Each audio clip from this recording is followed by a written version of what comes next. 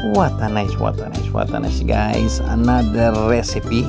Ito masarap na sausawan to guys. Alamang, ayan guys, sili, bawang at sibuyas at pinakulong baboy. Ayan, susunod yung mga recipe na yan, mga susunod na yan.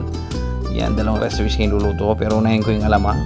Yan, ilagay na muna ang bawang at yan, what a nice. Igisa mo lang ng todo muna guys, sibuyas, bawang at mga another ingredients na isusunod dyan guys. Basta igisa mo lang ng todo guys. Siyempre guys, huwag mong kakalimutan ng mga recipe natin dyan sa ano. Yan, yung pinakulong baboy, what a nice. Yan, igisa mo lang to guys, mekos lang yan, what a nice. At ayan guys, pag medyo nag brown color na yan guys, siyempre isabay muna ang ano dyan guys, susunod guys na yung alamang.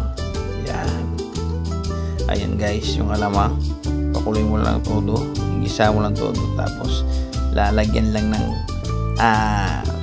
suka guys para hindi masira. Yan, after susunod na dyan guys yung baboy, ay yung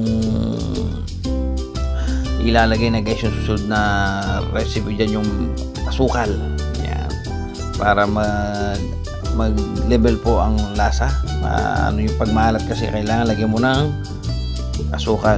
So yan, isuka muna, suka tapos asukal, tapos para makuha po ang lasa pang Fiesta Barrio Fiesta, lalagyan po ng coffee. Yan, coffee guys, pampalasa yan, masarap yan para Barrio Fiesta.